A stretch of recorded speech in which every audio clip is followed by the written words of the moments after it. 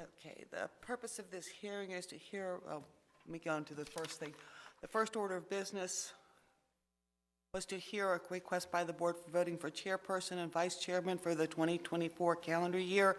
That is going to be tabled to the next meeting due to part of the body's not being here. Okay, moving on to the second order of business, we have a meeting to hear a request of a conditional use of lot specification adjustment. At this time, anyone who wishes to speak at this meeting, please stand for the oath. And following the oath, please remain standing and give your name and address to the machine. Please raise your right hand. Do you hereby solemnly declare or affirm under the penalties of perjury that the responses given and the statements made will be the whole truth and nothing but the truth? Yes. Thank you. I do. The codified zoning ordinance of the mayor and city council of Havre de Grace specifies procedures governing the operation of the Board of Appeals of the city. Section 3 dictates administrative requirements to be met prior to a hearing. This includes advertising, posting of property, and notification of applicable property owners. Mr. Lawrence, have all these requirements been met? Yes. Thank you. Have you received any responses from interest parties? No. Thank you. The ordinance governing the operation of the Board of Appeals for the city is a matter of public record and is available at City Hall, should anyone wish to review it.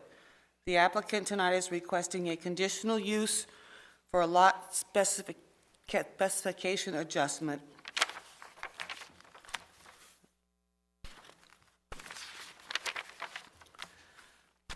So if we want to start, please. If first speaker would please come to the mic and say your name and address for the record. We usually go with the staff person. They read in their staff report to the record, and then you would go to the applicant. The staff report we're not reading anymore. I think we're still giving some summary. Okay. Therefore, staff report. That's a change. So if you want to read the staff report, please. Yes. So, hello everyone, board, public. My name is Eric Lawrence, Associate City Planner. We have prepared a staff report that is available online and at your request for each and every one of you. It's available on the city calendar under today's date. It has the agenda, and then it has the meeting material. It's downloadable in a PDF form. So as stated, this is BOA case number 541 for 1535 Pulaski Highway. The owners Deborah Tate, Andrew Tate, and Margaret Lamson. The applicant is Rob Hollowick, Bob Ward Development LLC, permit number 2024-0269, parcel number 0054-2340. We have drafted a staff report that outlines 10 findings that go over the proposed use for changing the lot size from lot specification B to lot specification D. Within this report, there is the 10 findings that go over the appropriateness. If you were like, you can read it throughout the report that's available online. Our recommendation and suggested conditional use is to approve of the conditional use request for a lot specification D in the R1 residential zoning districts without any specific conditions beyond what is required under the city code, building code, and other ordinances and regulations. Since the applicant will need to meet the requirements of the city's subdivision APF ordinance and receive approval from the Planning Commission on this other city development requirements, no additional conditions are being recommended at this time. This approval is only for examining the appropriateness of lot type D for single-family residential dwellings at this specific location and not for the approval of any development. The Department of Planning believes that the applicant's request meets the findings requirements under Chapter 2517B, which are available in the staff report, and further Planning Commission and Department of Staff Planning review and other agencies will be subsequently required. Thank you. Thank you. Okay. Now we'll get on to testimony. Now we could please proceed with the testimony. Please come to the mic and state your name, address for the record before you speak. Good evening, Madam Chair, members of the board. My name is Bradley R. Stover, 124 North Main Street. That's Bel Air 21014. I'm an attorney for the co-applicant Bob Ward Development LLC. With me tonight is Mr. James Kiefer, an engineer with Morris and Ritchie Associates, who will testify. Also, Mr. Bob Ward, Mr. Robert Holwick of the applicant. My client, Bob Ward Development LLC, is the contract purchaser of a parcel that's a little over 23 acres that was annexed into the city relatively recently, within the last year or so, year and a half. Before it was annexed in, it was zoned with an industrial zoning under the county. So I do, for the record, want to point out that, up until about a year and a half ago, it could have been developed with an industrial use in the county. We believe that the annexation and the residential use is more appropriate. This property is zoned R1 under the city code. We are here tonight to seek conditional use approval for a lot specification D standard, which does allow for smaller lot size in the R1. I do want to stress, which Mr. Kiefer will testify to as well, this is not being sought to increase the number of units or density. The engineer believes that we could achieve the number of units you'll hear about in a minute with the regular type B.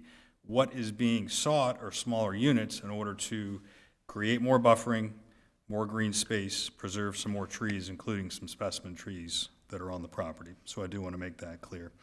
Again, we seek the conditional approval from the board tonight. As Mr. Lawrence mentioned, and for the benefit of the public, not so much you, tonight's hearing is limited to the use itself. Development issues certainly would be vetted through the Planning Commission and the typical city process, and we understand that. So we will address the factors set forth in 2517 of the code tonight. And with that, I would ask Mr. Kiefer to step forward.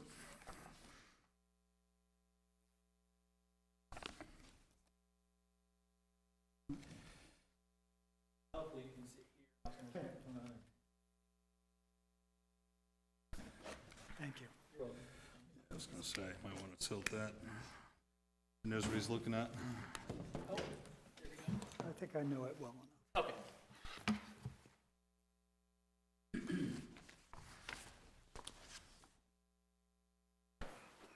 Okay. Mr. Kiefer, if you could, when you're situated, state your name and address for the record, please, sir. My name is James Martin Kiefer. My business address is 3445A, Box Hill Corporate Center Drive, Abingdon, Maryland, 21009. And by whom are you employed, sir? Morris and Ritchie Associates. And what is your position at Morris & Ritchie? I'm a associate with the company and a senior landscape architect.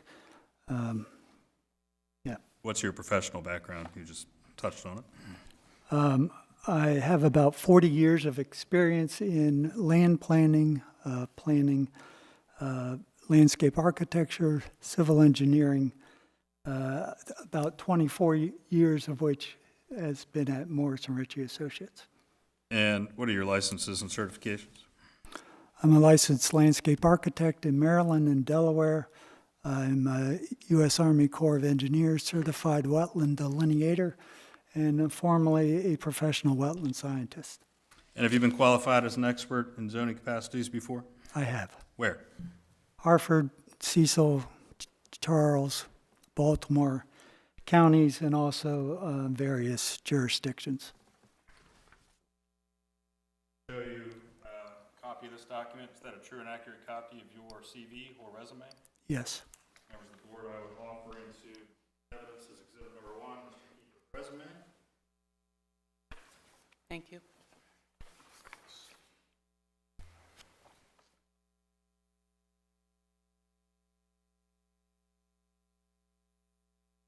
And at this time, I would offer Mr. Kiefer, based on his testimony and qualifications set forth in his resume, as an expert land planner.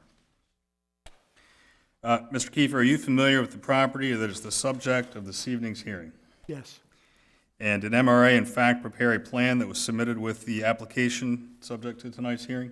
Yes, we did. And we've also prepared a forest stand delineation plan. So for purposes of tonight, members of the board, do you have copies of the? Well, we got poor copies, but So we also have 2 full-size here, one for the audience too, if they'd like to.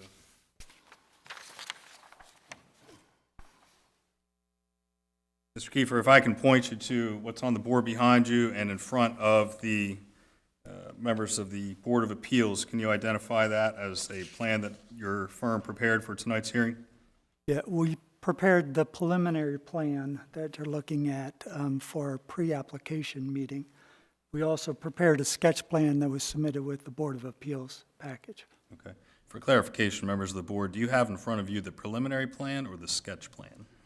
I just have the site plan, yes. We have both. I just want to make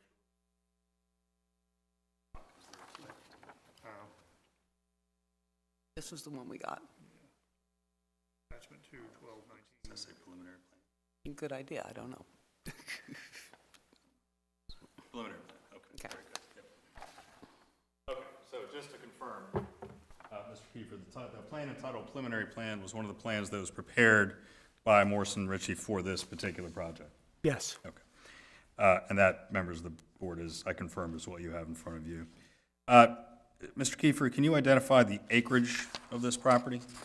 According to the state records, it's 23.4 acres, And what is the zoning under the city code? R1. And how many proposed residential dwellings are being shown on this plan? We're proposing 37, 36 would be new lots, and 1 would be for the existing residents. And with respect to the 36 new lots, what are the ranges for the proposed lot sizes? The smaller ones, or the smallest one, is actually 8,058 square feet, and they're around that. The one that's proposed for the existing residents is slightly over 50,000 square feet, or slightly over an acre. What is the proposed open space shown on this property? The way it's shown now, we're showing about 12.3 acres, or slightly over half of it. And can you describe to the board the proposed road access points? Yeah, if it's okay, I'll point to the plan. There is currently an access drive off of Mohegan in the Greenway Farms subdivision that we're proposing to improve that to a regular standard road, and then extend a public road that would go to the site through the open space parcel that's currently part of the Bully Rock development, which is currently still owned by the developer. So as part of that, we would also be rebuilding the stormwater management bond and rebuilding its embankment to coincide with the road. Where would off-street parking for for the lots be proposed? They would be provided on lot, either in the driveways or the garages. Will the property be served by a public and water and sewer service through the city of Havre de Grace? Yes. And you just touched on it a minute ago, but can you describe, if you have anything to add, the proposed stormwater management for the project? We're proposing to do what they call environmental site design facilities on the site to the maximum extent practical, and then do quality management in that facility, which I believe is facility 12 in the Bully Rock development. And can you describe the nature of the surrounding properties? And what I mean by that is how the properties that are in proximity in touching this project, how they're currently being improved, and how they are improved, and how they're currently being used. Yes. Again, I will point. This is the CSX Railroad. There used to be an at-grade crossing, which is no longer there. Mohegan Drive is developed. There's condominium and townhouse units in the vicinity where we're connecting to it. For those of you that aren't familiar, Mohegan continues on over to a road that has a bridge that crosses the CSX Railroad and then to the southwest of the property is part of the Bully Rock neighborhood, actually part of parcel O, and then to the northeast of the property is the Woods at Bayview development. So it's essentially surrounded by residential development other than the CSX Railroad. You touched on this briefly, Mr. Kiefer, but can you describe the existing home that is to remain? There's an existing facility, existing house that is located here. That we understand it's over 50 years old, and it's been left to be a little in disrepair, and it's been subject to some vandalism and some theft. But the idea is that it'll be restored and maintained. Was this plan designed to reduce impact on specimen trees that might be located on the property? It was. And for the rest of us who aren't engineers, can you tell us what a specimen tree is? Generally speaking, they are defined as simply mostly trees that are over 30 inches diameter at breast height, or of 75% of what the state champion tree would be. And how many specimen trees, to your knowledge, are located on this particular property? As part of the forest stand delineation, we identified 67 trees. Some of those actually are just off-site of the property, so it's actually 62 on the site. Okay. And of the 62 on site, how many trees would be unaffected by the proposal? Total would be 58, but there are 9 that we are impacting. Okay. And of the trees that would be impacted, what condition are those in? As part of the FSD, or the forest stand delineation, we identified that 3 of them were dead or dying. 2 were in poor or poor to fair condition. 1 was in fair condition, and 3 were in fair to good condition. But many of the specimen trees that are on the site have been adversely affected by a number of vines, different vines, oriental bittersweet, English ivy, things like wisteria. So turning then to the code provisions, it's your understanding that the applicant seeking conditional use approval for single-family homes utilizing the lot specification D in the R1 district, correct? Yes, And lot specification D permits smaller lot sizes in the R1 than the by right lot specification B, is that correct? yes. And what is your understanding of the code as to the difference in lot size between B and D type lot specifications? A B type lot is required to be a minimum of 10,000 square feet. A lot D can be approximately, can be 5,000 square feet. And as I said before, the smallest one of these lots that were shown on this preliminary plan is actually, I think, Lot 2, which was 8,058 square feet. And then there are different minimum or maximum lot coverage standards, 40% versus 50, and widths differ between the two. Type B needs to be a 75-foot wide lot. Type D can go down to 25, but we're proposing it to be typically to be a 62-foot wide lot. And then there are other standards in terms of side yards on the larger lot needs to be 10 feet. We're proposing a minimum of 5. And 40-foot rear yard versus 25. We're proposing the 25. So with respect to minimum lot area, the applicant is not seeking the maximum relief of under lot type D of 5,000 square feet, correct? Correct. And in fact, the proposed lot sizes are closer to the type lot B minimum, which does not require Board of Appeals approval, is that right? Correct. Okay. And with respect to lot width, minimum lot width, same question. The type D under the code permits a 25-foot width lot, but what's being proposed here is 62, is that correct? Typically, yes. Typically. And that typical lot width is actually closer to what's permitted in the permitted lot type B, correct? Correct. So in other words, with respect to lot size and lot widths, the applicant is not even coming close to asking for the maximum relief under the lot type D. Correct. And along those lines, in your opinion, Mr. Kiefer, would the developer be able to fit the same number of lots being shown on this plan under the Type B specifications? I believe so. Why is the Type D specification being sought in this application? To allow more flexibility, to save more of the specimen trees and still achieve the density, to allow more green space, to allow more buffering between the existing homes, like in Bully Rock, and around the area.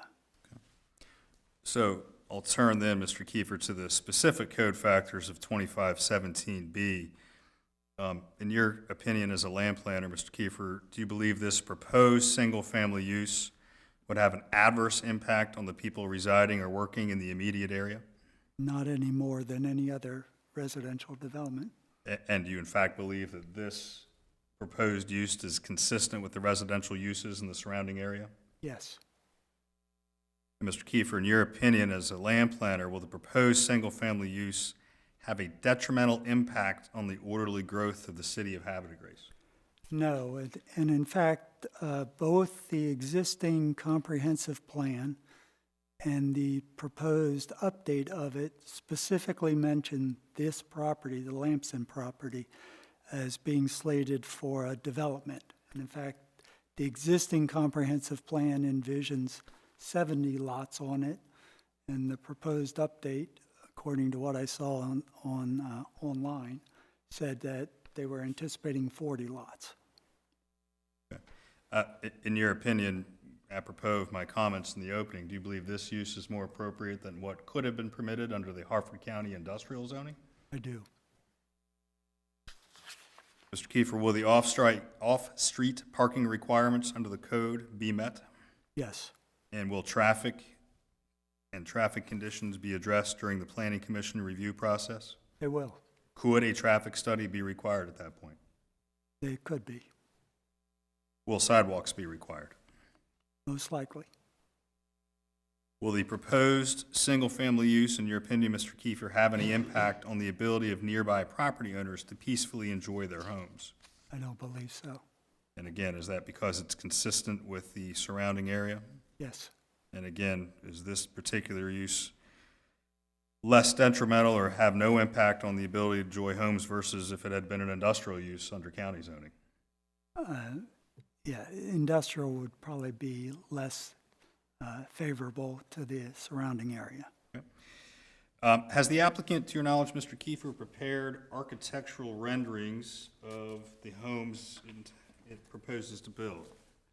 Yes, I believe they have some, and I believe that they are similar to some of the units, the products that they're proposing at Bully Rock.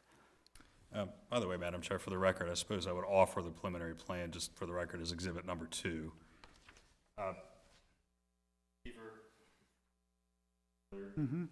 these the homes you understand that the applicant would propose to build? Similar products to these, yes.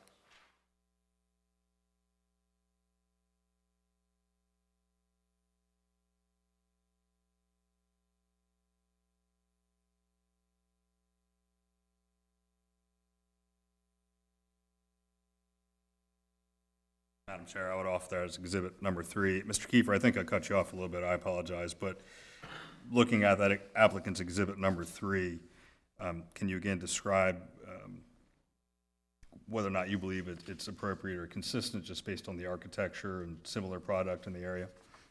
Yes, I believe it's consistent, and in fact, I believe they're building very similar, or if not the same, units in a proposed section of, or parcel of Bully Rock, or 2.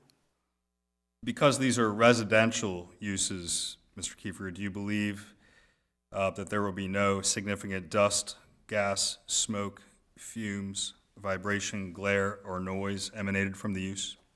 Not from these homes, no. Mr. Kiefer, as a land planner, do you believe that this residential use is the most appropriate use for this property? I do. And why is that? It's consistent with what is there. It's consistent with what the comprehensive plan talks about happening north of the CSX Railroad. Okay. Mr. Kiefer, are you aware of any court cases that impact this property? None that I'm aware of. Mr. Kiefer, as a land planner, and for the record, Madam Chair and the board, I'll proffer that as an attorney, I ran a search on case judiciary, and I did not find any cases that affect this property. Mr. Kiefer, are the purposes of the R1 regulations as set forth in the City of Havre de Grace's zoning code met by this proposed use? I believe so. And again, you testified a minute ago that this is actually the most appropriate use, in your opinion, for the land. Yes. Mr. Kiefer, are there any nearby schools or churches that will be adversely impacted by this proposal? Not that I'm aware of. Will the properties be served by public water and sewer? Yes. And the connection of public water and sewer is something that would be addressed during the planning commission process? It would be. Will the properties be served by trash and garbage collection as required by the city code? Yes. Will the proposed construction be required to comply with all applicable building codes for residential construction? I would think so. Are you aware of any environmental contaminations on the property? I'm not aware of any. In your opinion, as a land planner, is there a need for this type of housing in the city of Havre de Grace? There is. And other than the 50-year-old home that you just testified about, 50-ish year old you just testified about, are there any cultural or historical landmarks on the property that would be adversely impacted? Not that I know of. And with respect to the 50-year-old home, that home is actually, the plan contemplates it would be preserved Correct. And restored. and restored. Does this plan provide for adequate separation from other nearby uses? I believe so. And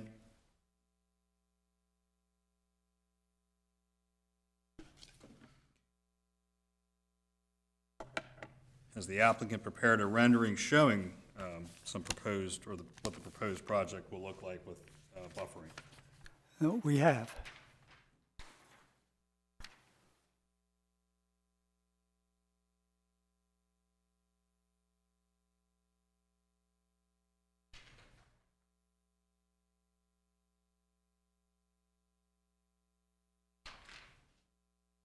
Members of the board, I would count off this the same as what's mounted here.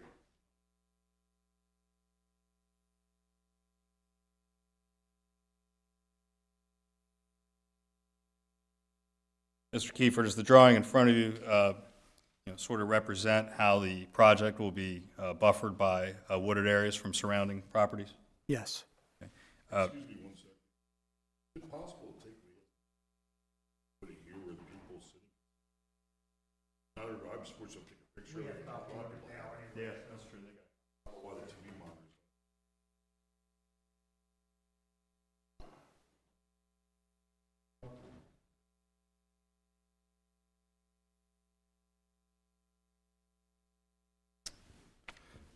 And members of the board, I would offer that drawing as exhibit number 4.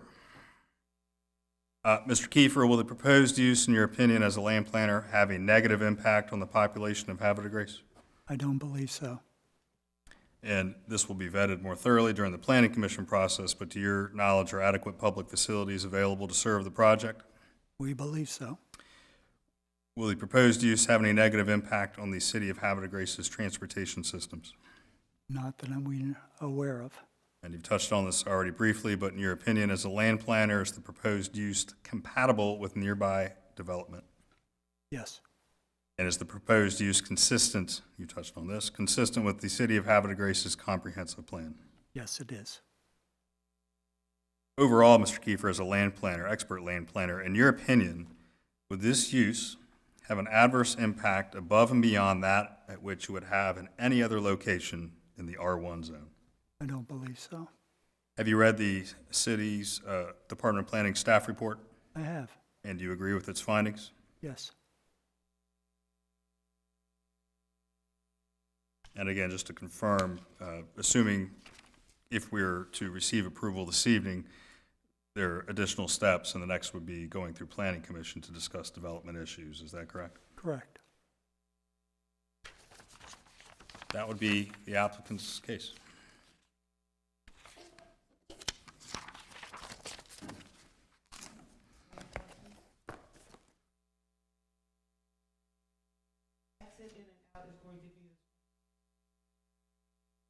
I'll let Mr. Kiefer answer that one. Yes, that's correct.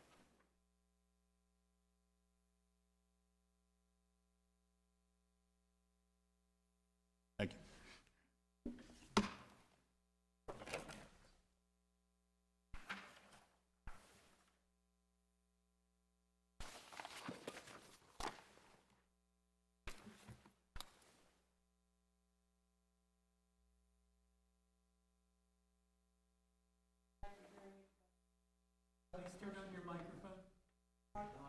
Thank you. We're going to hear any person who's been sworn in to offer testimony from left to right. So I'm starting on my left. Is there anyone over here in the first row that wishes to speak? Second row? Okay, sir. Cameron, 318 Court. Yeah, please get up to the microphone, please. Microphone. Yes, please. I know we're looking down the road with this happening. A couple questions I have, and I was able to take a picture of beforehand. Thank you for sharing about going online. That was news to me, but I actually went online while we were talking. I was able to go in there and pull up the PDF and actually start looking at stuff, but that's why I asked that that gets put for other people to be able to see this. Question I have is, I'll just use this one, I guess, since everybody can see it. Does this move? No. My voice carries. Area here, on Whitney Court. So where are people here at Whitney Court? The area right here, the buffer. Okay. Question I have, this is pending if it gets approved here, is more for Mr. Ward, because I have a Bob Ward home that was built 25 years ago, and I've been very happy with it. My question is this, though. The topography behind Whitney Court. One of the reasons why we chose to when we built and we picked that lot, my brother-in-law is an architect. So when we first started looking at houses 25 years ago, he told us, building that side, two main reasons being was the topography and the way the hill goes up from the creek. Secondly was the creek itself, because it's a watershed and it runs, we know where it runs to. So he said that's a benefit too, you don't have to worry about anybody building up along the creek. My understanding was, and maybe I'm wrong, and I don't know all the technical terms for what you all do, but there's like a 25-yard variance for property line from the creek itself, just for sediment and everything else, to preserve the creek, because it does run into the bay. My concern is if and when you start building that phase, and the phase that basically looks like a horseshoe there, which is what will essentially be backed up to my residence, how far back is that actually going to go? Because it's been a long, long time since I did land nav in the Army, trying to read all the markings that the architect did. But my question is basically, as a crow flies, how far from the creek is that? I guess that's a question for you. You did show the stream, as it's called there. How far is that? And secondly, is that a flat, leveled area that you are planning on building on? I know it won't be perfectly flat, but my question is, I'm concerned about demolition. What I'm concerned about is if you are going to have to blast into anything to level off. Because even though my house was structurally built very, very well, and it's not backed up to the CSX tracks, as the end of the court is, where I know they had issues, my concern is, being the fact that it is an older house, is if all of a sudden we start getting blasting back there, what negative impact it can have on some of our houses that are relatively close. So that's my main concern. I knew about the older house. What's going to happen with that, I don't know, but that's where I assumed this was all going to happen, because I know way back when the golf course was built, that was supposed to be phase 2 for the golf course. That was supposed to be golf course number 2 right there, that whole area. Because down the bottom corner where you have the older house, there, that meadow right there is where all the deer bed down. That's where a hole was supposed to be in the golf course. Now, whatever happened, that's fine. You know, they developed it. It is, so be it. We have a championship golf course in our backyard. It was going to be tough to have two at the same level. But that's my main concern. You know, as far as what I already, my next door neighbor who hasn't lived that long, I said to him, my guess was if you look 10 o'clock out my back porch, around 10 o'clock where that house is, that's the area that's gonna start being developed up and over. I just wanna make sure it's not gonna come too close or you're gonna start tearing down trees. And all the circles you have, sir, on there, it's tough to understand if you're not in your line of work, what they all mean. Now, I'm thinking is each circle's a buffer around each of the trees you identified. Am I correct in that assumption? He's Yeah, questioning the circles, I know. He's the expert, that's why I'm asking him. I'm not asking you because you're not an But- expert. He is. I guess in fairness, Madam Chair, we didn't do cross-exam during our case. This seems to be more of a cross-exam than a comment. I'll defer it to you as to whether you would like us to address I'm these retired federal agent. so directly. I'm used to being cross. Well, I think just answering his question about are those actual trees in the diagram, just explain to him the diagram, Anybody go please. online now and publish a PDF to help them educate themselves what they're hearing and looking at right now? The reason why I'm asking that is that way they can use it as a reference moving forward. But you have all these circles here. Yes, we do. Is that trees that were identified? Those are identified as the critical root zone for those individuals.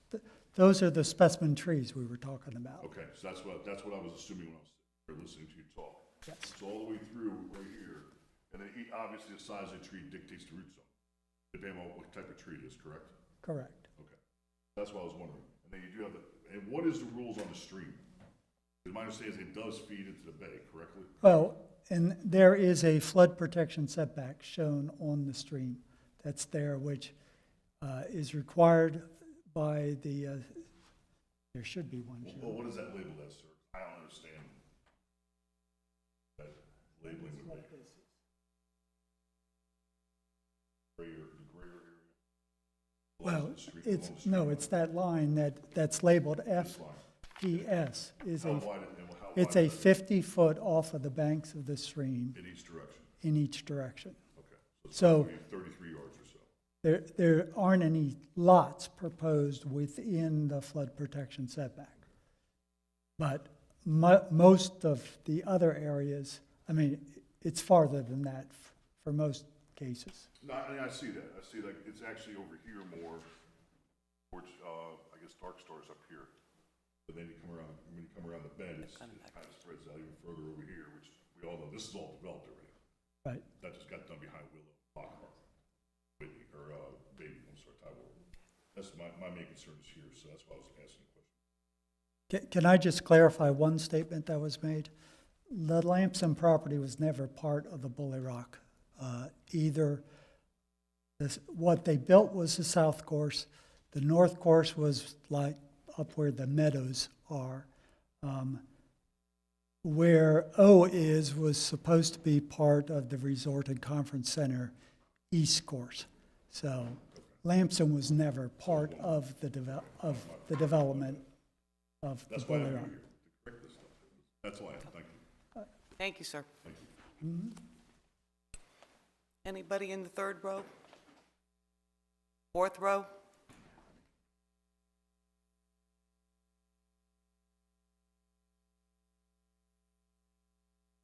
I'm David Spahn. I live at 606 Peace Chance Drive. My only comment, I'm not really against developing this. I'm accepting it completely. My only comment was, just as we move forward on the stormwater issue, I'm not supporting combining the two systems with Bully Rock and this new development. I think the two systems should be separate and not get involved in making an agreement with Bully Rock so that we have to maintain and then get money from that other community to maintain our stormwater system. It's just going to create a lot of long-term problems if it can be avoided. And that's my only comment. It's just trying to make sure that as we go through the planning process, we seriously try to keep the two systems separate if possible, okay? Thank you, sir. Okay, anybody in the front row here? Second row?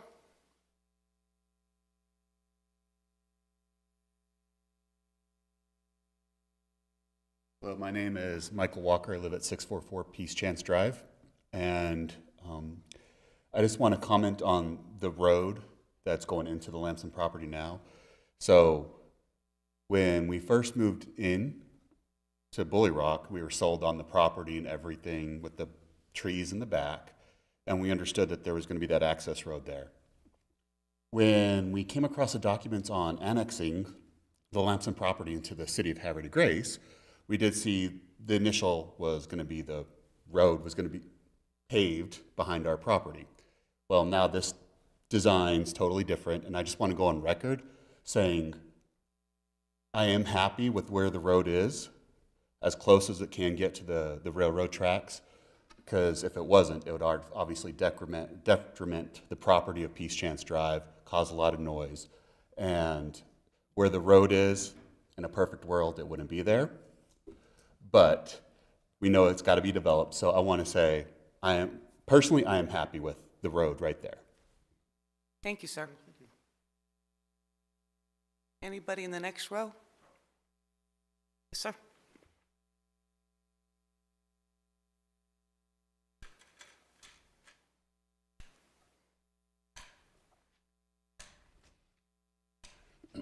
My name is Patrick Howard. I live on 648 Peace Chance Drive, and question I have is regard to trees and their protection. There's been a lot of discussion, as I've overheard, or at least I understand, that most of the emphasis is on specimen trees. I'm wondering about trees that don't qualify as specimen trees, whether or not they'll be removed. If I understand correctly, the specimen trees are annotated on the site map with a circle. However, the trees behind my house, which abuts the open area, there are a number of trees on the Lamson property that are not shown with a circle. So I take it they're not specimen trees, and I'm just wondering if those will be removed because they've not been so designated. And then the general question, across the entire property, if they're not specimen trees, do they not have protection? Will they be removed just because they're not specimen trees? Thank you. Thank you. I can answer part of that question.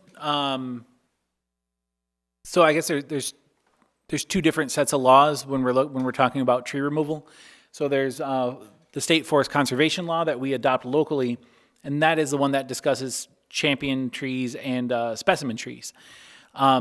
However, we also have a local ordinance for landscaping. It does require that identification of all trees that would be removed that are 6 inches in caliper or above, and it does require that they're replanted, I think, at 3-inch caliper. It's 6 to 6? I think it's 6 to 3. Regardless, we have a local landscaping ordinance that requires identification of more mature trees and then requires some sort of planting. However, because this still has to go to the Planning Commission, we have received a forest stand delineation, identifies a couple forest stands on site, but it hasn't got to the point of the landscape yet, the landscaping ordinance yet. So we just haven't seen that information. So the other trees that would be removed that aren't protected by state law haven't been identified to us yet. So what the actual development plans are would have to be answered by them. But there are short answer is there are protections for other mature trees that aren't specimen trees under local landscape law. Thank you, sir. Tim, I want to make sure I understand what you just said. So you're saying that any tree that is removed 6 inches or greater in diameter that can be replaced, meaning it's not sitting where a house is currently going to be sitting, but if it was cleared for the act of construction, it will be replaced by a tree 3 inches in diameter or greater after the construction is complete. I need to look exactly at the language on that. Give me 1 second.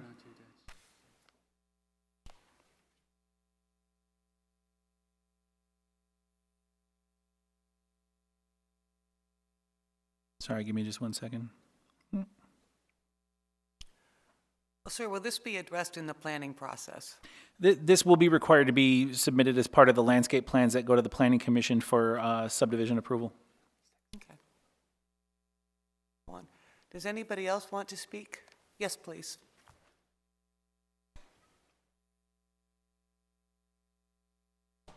Hi. My name is Christina Graber. I live at 226 Mohegan Drive. I live in the Greenway Farms section of the property. And my concern was about the stormwater management pond draining into our pond, but that gentleman said that it was with Peace Chance. Can we confirm what the plan currently is? Well, what we are doing here today is we're just determining the size of the lots. Okay. The group has to go through the whole process with the planning commission and everything else as to how things are going to be handled. Okay. Your concerns have been noted, especially by the gentleman here. Roger. So, yes. Okay. The only other issue was, again, the bridge being, you know, the only way in and out for our community as well. Thank you. You're welcome. And thank you for your presentation. I can, just to follow up, I can read that part of the ordinance real quick. So everything 6 inches and above has to be noted, and it said, should any mature viable tree on the site not scheduled to be removed and counted as required landscaping plantings be irreparably damaged during site preparation activities, and as a consequence thereof die or decline as determined by the city, within 18 months of the conclusion of construction activities, such trees shall be replaced with nursery-grown material. The replacement tree shall be 3 inches in caliper minimum. Thank you. So they'll come in with a landscape plan, and they'll show all the street trees that would be on the site, and then we would do some math of what was being planted versus what was removed, and then any leftover they would need to replant within 18 months afterwards. Mm-hmm. Anybody else in the next row care to speak, please? Good afternoon. I'm Richard White. I live at 650 Peace Chance. I'm all for development, but I must say tonight I'm a little bit disappointed because when we bought our home 2 years ago, we were told that nothing would be developed back there. And I'm very sad to know that that is happening. We actually paid 3 times the value of the home from across the street, and that was the main reason why we bought that property, because nothing was going to be there. But I'm assuming that's not the issue at this time. So my question is, what's the buffer with the trees at Peace Chance with the new development? What's the space between that? Because again, it is a little bit disheartening to look through your backyard and you're going to see homes instead of the trees that we bought. I think from what the gentleman said, they are trying to preserve everything along that line and replace it if something is damaged. Okay. But what's the space? I'm asking, where does the line, where does Peace Chance ends and where does this new development starts? Because right now I can literally walk up to that little, there's just a little, maybe one, it's a very thin tree line there. So that's my question. Just, I'd like to know the space in between where Peace Chance property ends and where this new development will be, and what is the buffer in that context. Do you know the size of the buffer at that point, sir? I don't know. No, I'm talking to Oh, the okay. gentleman here. I can't answer that question because I am not exactly sure. Scale, because I can answer that question.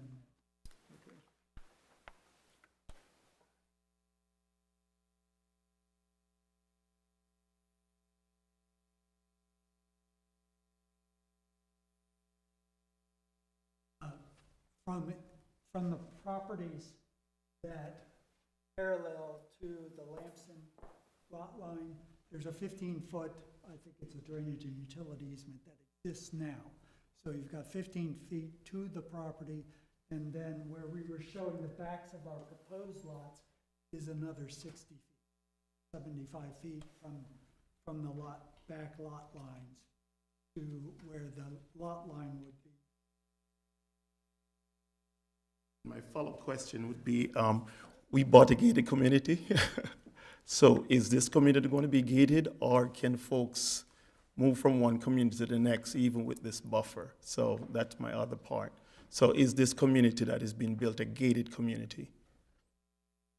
It is not gated. I don't see it being, It's not gated. So then pretty much anyone can walk from one side to the next if they want to. Right? Mhm. Okay. okay. Thank you, sir. Is there anyone else in the back there that would like to speak? Sir?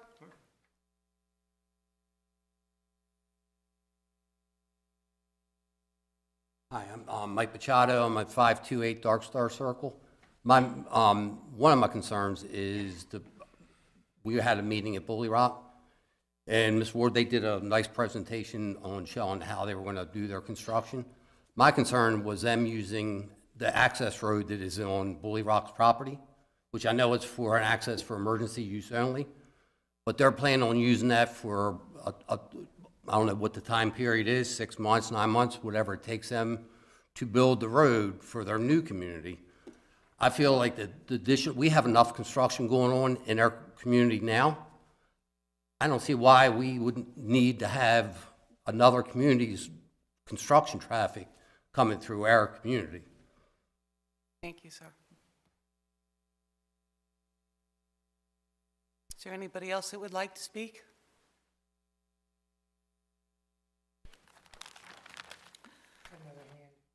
Oh, okay. Thank you. Gary Moses, 316 Whitney Court. Just a general question. Will you all send us additional letters on how they will be developing this property? I understand this one here is just for... I mean, that would be Mr. Brucier. Yeah, well, this will have to go to Planning Commission for subdivision review, and so everyone who received a letter this time would receive a letter next time. Okay, thank you very much. You're welcome. Thank you, sir. Okay, is there anyone else wishing to speak? Okay, at this point, the board is going to go into recess and have a discussion, and we will be back.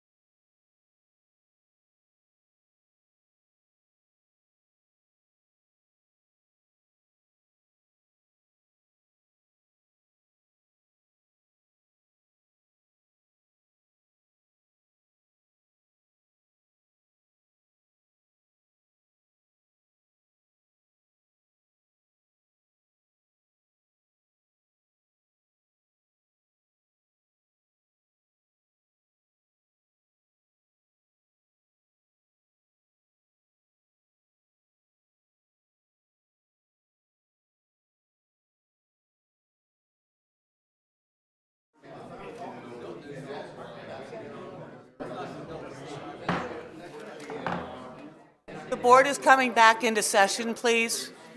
It's now 7:27.